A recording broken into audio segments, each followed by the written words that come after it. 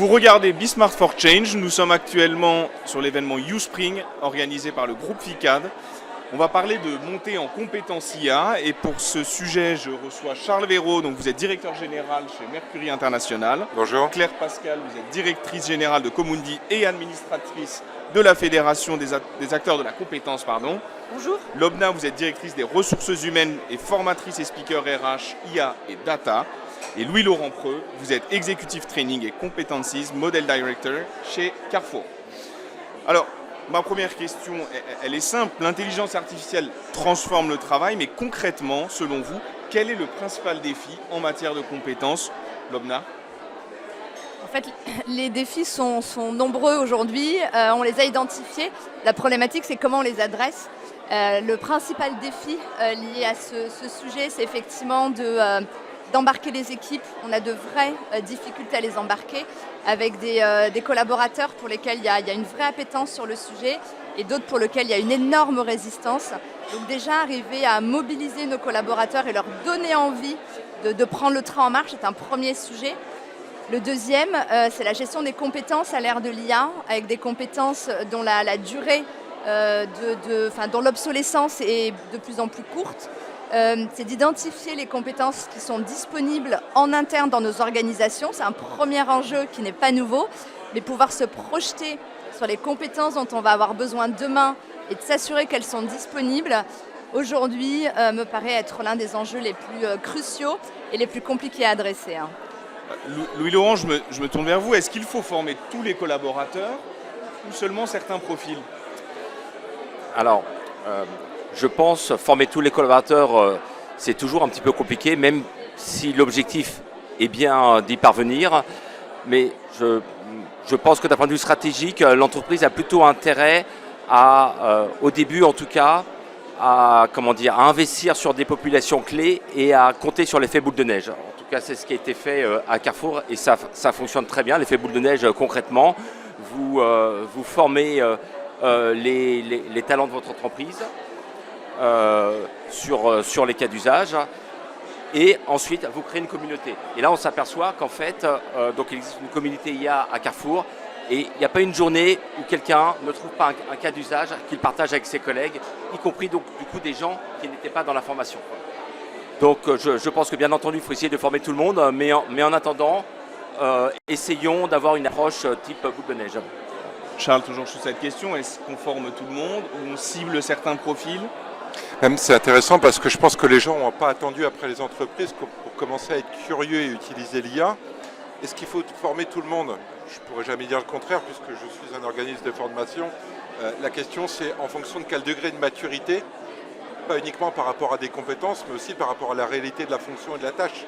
Et on en revient effectivement, comme vous le disiez, au cas d'usage. Si je sais clairement sur quel cas d'usage l'intelligence artificielle va m'aider à mieux décider ou à mieux travailler ou à gagner du temps, alors là on peut accompagner, on peut guider. Et le dernier point c'est qui former en premier.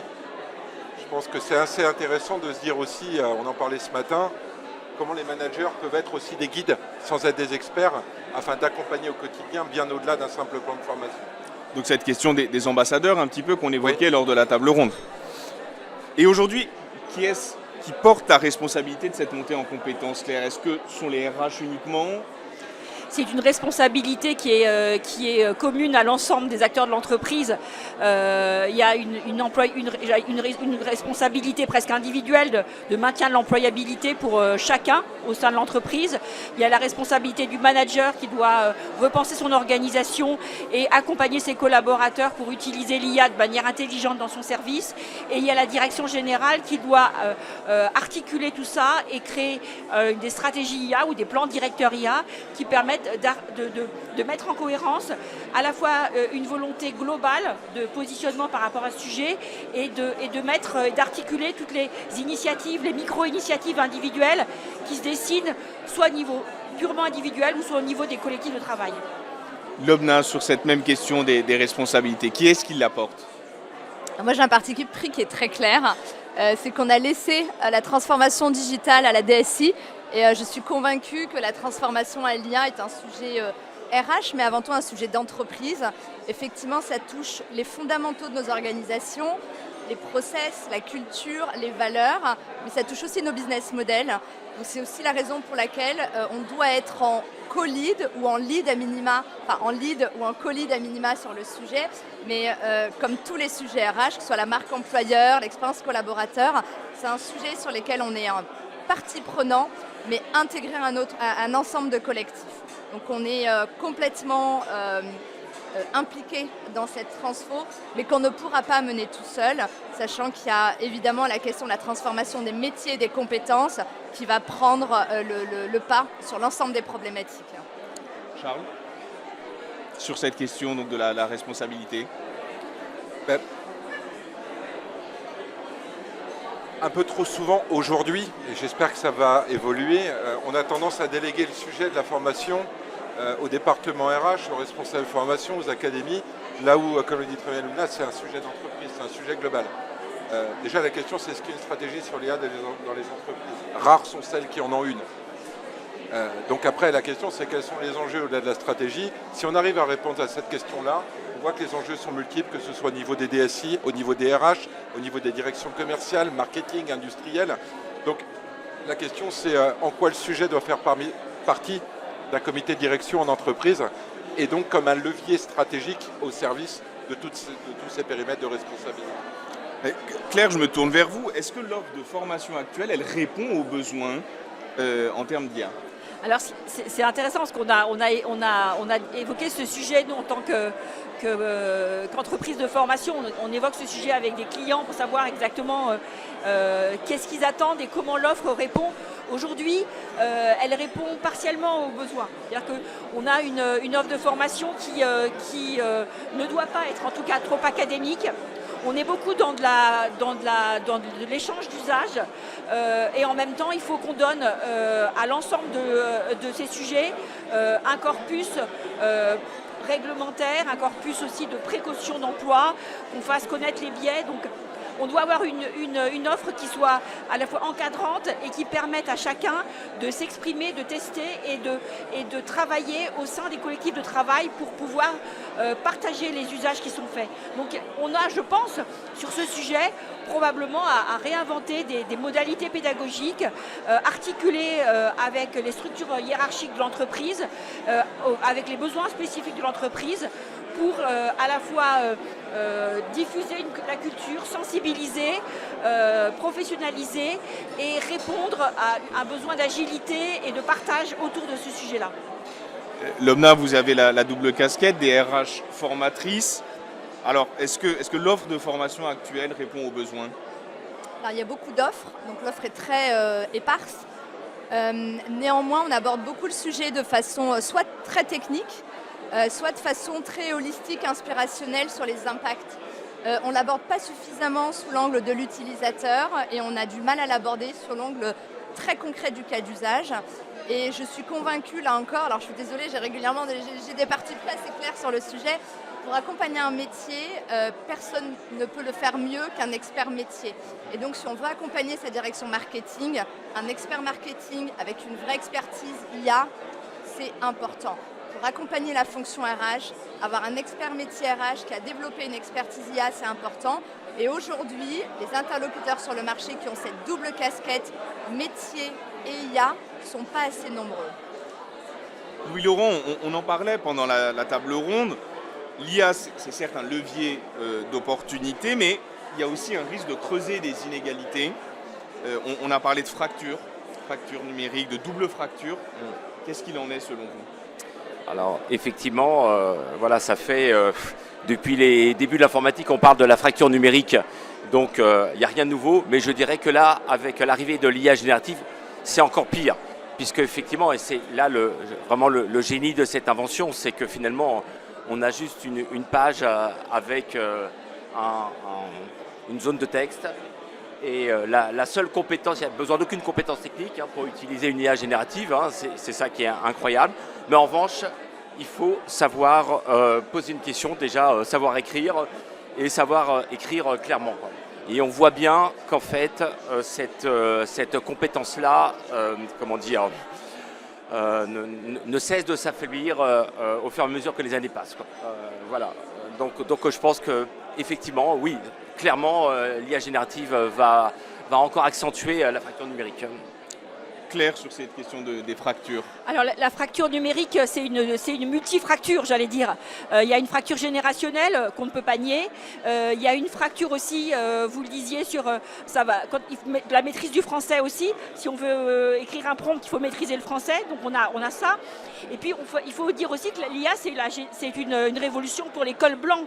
C'est pas pour les cols bleus. Ceux qui ont des métiers manuels, ils sont pas impactés. Moi, je vois dans une collectivité, les 2/3 des métiers, on est très loin déjà du sujet du numérique et encore plus de l'IA. Donc on a un vrai sujet de fracture numérique qui est presque plus complexe que la première fracture numérique digitale qu'on a connue et sur lequel il faut être très très vigilant pour que les collectifs de travail puissent continuer à fonctionner avec une fracture supplémentaire qui s'ajoute à celle qui existe déjà. Lobna, comment on peut prévenir ces fractures selon vous? Si j'avais une solution, je pense que ce serait plus facile. Non, effectivement, le constat, je le partage complètement. Aujourd'hui, on a une responsabilité individuelle et collective.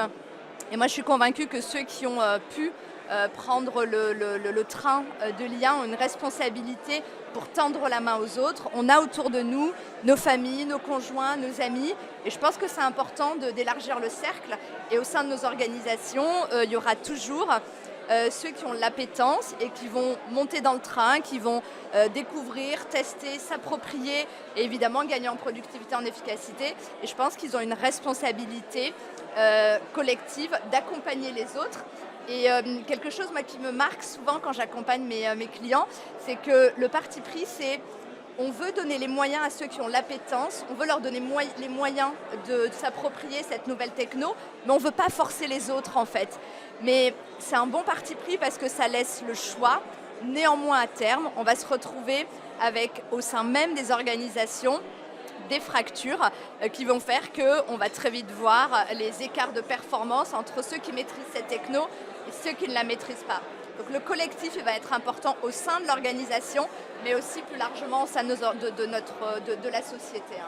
C'est pourquoi d'ailleurs, théoriquement, c'est le rôle de l'éducation nationale. Voilà. Ensuite, les choses étant ce qu'elles sont, eh bien, en fait, nous, les entreprises, on est bien obligés de s'emparer du sujet. Bon, voilà, à Carrefour, très concrètement, on a des programmes de formation de lutte contre l'illettrisme. Et voilà. Et un programme comme ça, finalement, pour moi, c'est une formation à l'IA. Voilà, on va aider les gens à être autonomes. Charles, est-ce que vous aussi, vous pensez qu'il y a un rôle de l'éducation nationale ou en tout cas d'accoutumance dès l'enfance Les gens les mieux placés pour répondre sont mes enfants. Moi, j'ai une fille de 13 ans qui commence à utiliser l'intelligence artificielle. Au début, elle l'a fait sans que je m'en aperçoive, et ce qu'elle en a fait m'a beaucoup déplu. Et je rejoins ce que vous disiez, c'est que c'était une forme de fainéantise intellectuelle, et du coup, ça venait remplacer des qualités fondamentales. On parlait de l'écriture en français, mais je vais plutôt le rapporter au monde de l'entreprise. Il ne faut quand même pas oublier qu'en France, il y a 15% d'électronisme. Donc déjà, on a 15% de la population en entreprise qui regarde l'IA de très loin, mais avant même l'IA, qui est déjà le laisser pour compte de cette première fracture numérique qu'on évoquait. Donc la question, c'est comment les entreprises aujourd'hui vont mettre en place aussi des dispositifs d'accompagnement. Former n'est pas suffisant. Et, excusez-moi, dans les organisations qui réussissent leur transition IA, qu'est-ce qui fait la différence ? Alors d'abord, ceux qui réussissent, c'est celles qui savent déjà, qui ont déjà la maîtrise de l'utilisation de l'IA sur l'ensemble des métiers, la connaissance, parce qu'aujourd'hui on a une méconnaissance qui a identifié les sujets de risque autour de l'IA. Je prends l'exemple du recrutement, il y a des programmes de recrutement qui ont été fondés sur l'IA et on s'aperçoit que finalement on reproduit des schémas et on n'est pas capable de créer de la diversité ou créer les besoins en fait en termes de variété de profils. Donc il y a une vigilance par rapport à ça, une sensibilisation sur les biais de l'IA. L'IA n'est pas la valeur absolue. Des entreprises qui peuvent valoriser ces avancées tout en repensant leurs organisations. Quand vous mettez en place un dispositif, par exemple un chatbot pour vos clients ou pour vos collaborateurs, ça nécessite de repenser les organisations, Et ça nécessite aussi de repenser les postes. Donc les entreprises qui vont réussir leur révolution de l'IA, c'est une entreprise qui prendront le sujet comme un sujet global et qui s'interrogeront sur la manière dont elles repensent le sens et la valeur ajoutée qu'elles proposent à leurs clients. Alors, j'aimerais qu'on parle un petit peu du rôle des managers et des compétences managériales. Selon vous, comment l'IA les redéfinit, Lobna? En fait, le manager est et restera la colonne, enfin les managers sont la colonne vertébrale de nos organisations. C'est qu'ils sont malmenés aujourd'hui, ils l'étaient déjà il y a 10 ans et potentiellement ils le seront encore plus. On voit d'ailleurs, les nouvelles générations n'ont pas du tout envie d'être managers. Aujourd'hui, ils sont dans une situation qui est compliquée parce qu'ils subissent cette transformation, ils ne sont pas forcément accompagnés, certains n'ont pas envie. Et déjà, bien souvent dans nos organisations, nos managers ne sont pas formés au management.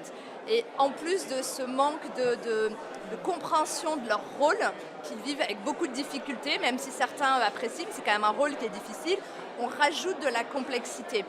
Si on arrive à embarquer nos managers en leur montrant la valeur ajoutée de cette techno, de comment ça va les aider à résoudre leurs pain points, qui sont nombreux, gestion du temps, comment on fait un feedback, comment on fixe des objectifs qui sont smart, qui sont des OKR, comment on met en place un plan de progrès. Parce qu'aujourd'hui, nos managers n'osent pas toujours, voire rarement, venir voir leur DRH en leur disant voilà, j'ai une galère avec un collaborateur et ça arrive chez nous quand la maison a déjà brûlé, donc c'est déjà trop tard.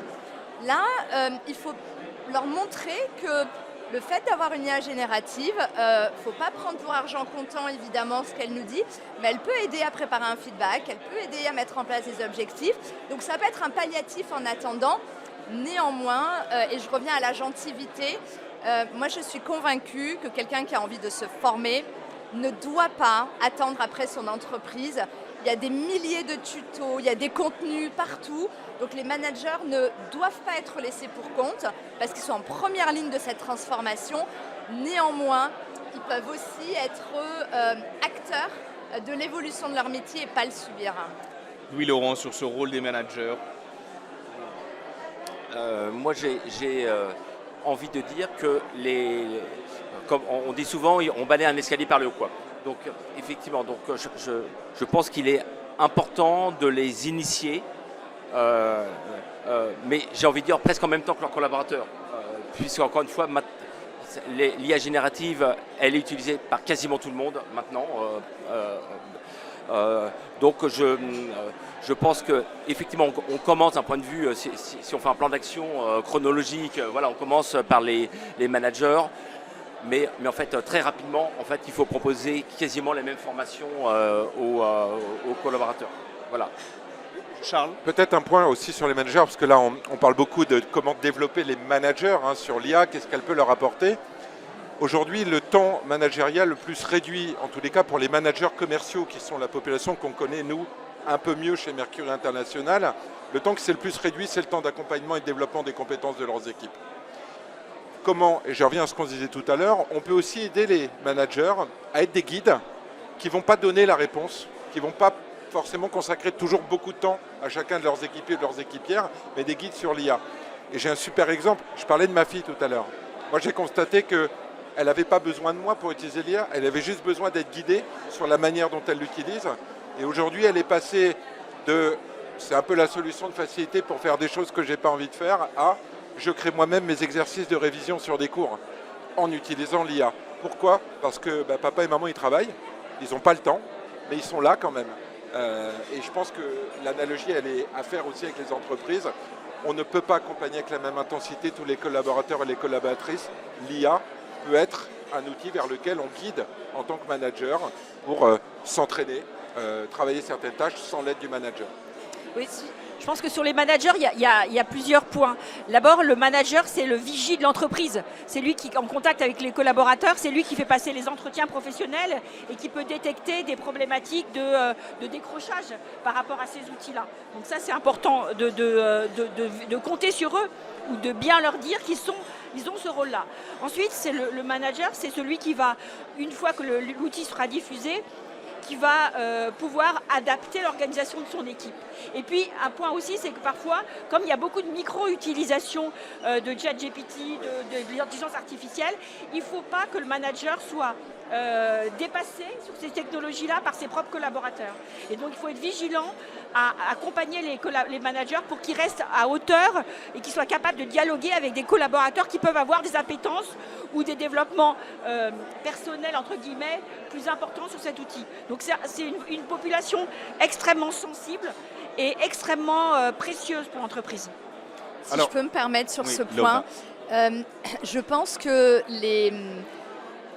les managers sont effectivement, et je le disais, la colonne vertébrale de nos organisations. Je ne suis pas certaine qu'il faille commencer par eux.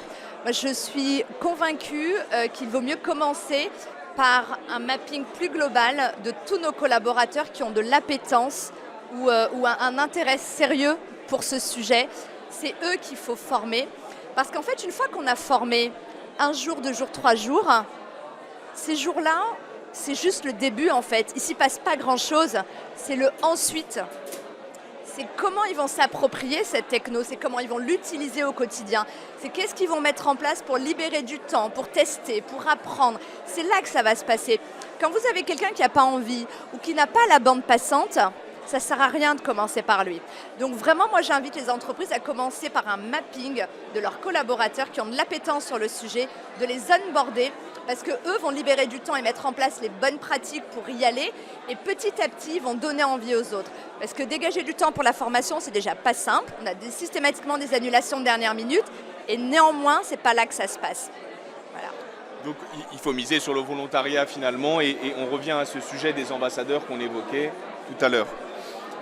Si vous deviez nommer une seule compétence clé à maîtriser d'ici 3 à 5 ans pour rester à la page concernant l'IA, alors je sais que ça va aussi très vite, que ça évolue rapidement, mais quelle serait cette compétence ?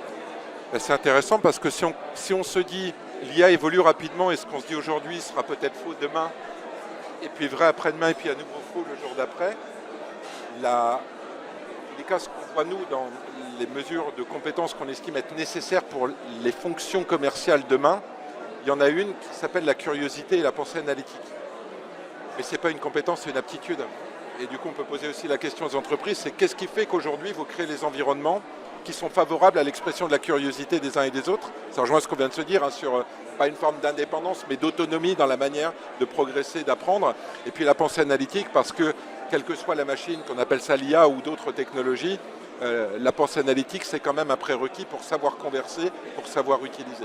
Donc, dans cette étude, c'est intéressant. Nous, on a sur les 15 compétences qu'on a référencées comme étant les compétences de demain pour la fonction commerciale, il n'y a pas l'intelligence artificielle.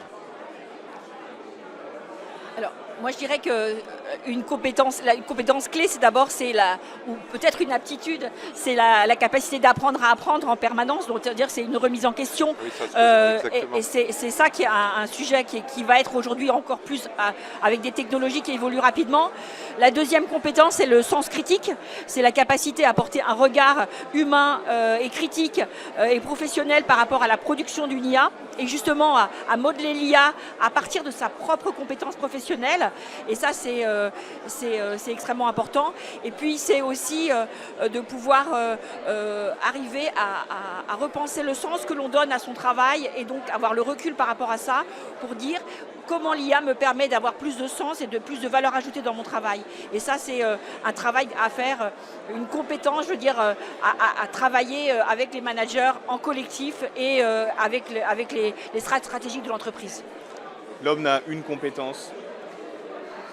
Question dure de choisir. Moi, j'ai toujours du mal à choisir, mais si je devais en choisir une, je rejoins évidemment mes camarades sur ce qui a été dit. Je pense que, alors j'en ai parlé tout à l'heure, l'agentivité, donc c'est un mot un peu barbare, mais c'est cette capacité à prendre en main son destin. Donc effectivement, c'est un petit peu holistique, mais c'est de se dire, on ne sait pas où on va, mais on sait qu'on y va, et il faut qu'on ait une prise sur ce qui arrive. Et c'est de se dire, voilà, je ne subis pas cette vague, voire ce tsunami, mais je mets en place les bons réflexes pour ne pas subir, mais pour agir. Et l'analogie que j'utilise souvent, c'est effectivement, c'est le collaborateur qui va se dire, tiens, il y a un poste ouvert, ou il y a une formation qui est disponible, est-ce que je peux m'inscrire? Qu'est-ce qui me manque pour passer au niveau d'après, c'est quelqu'un qui va se poser des questions, qui va avoir des envies et qui va faire des propositions. Donc ça, c'est quelqu'un qui a effectivement cette capacité. Et puis il y a le collaborateur un peu passif qui va attendre qu'on lui propose des choses, qui va un petit peu subir. Et ceux-là vont être un petit peu plus en difficulté. Et donc vous m'avez demandé d'en choisir une, mais je ne sais pas choisir, je vais en rajouter une autre. Je pense que c'est la capacité à avancer dans le flou.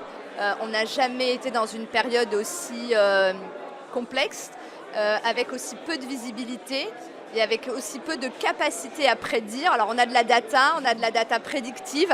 Malgré tout, on se rend compte que les schémas ne se reproduisent plus. La continuité qu'on a connue n'est plus forcément celle que l'on va vivre. Et effectivement, on a beaucoup de mal à prédire la suite. Et on attend de nous, humains, de nous citoyens, parents, RH, employeurs, à se projeter dans demain avec finalement beaucoup de data, mais peu de certitude. Donc je pense que ça va être un sujet également. Je remercie chacun de vous. Je pense qu'on y voit un petit peu plus clair, au moins j'espère, depuis ces échanges. Vous étiez donc sur Be Smart for Change, en direct de l'événement YouSpring, et je vous dis à très vite.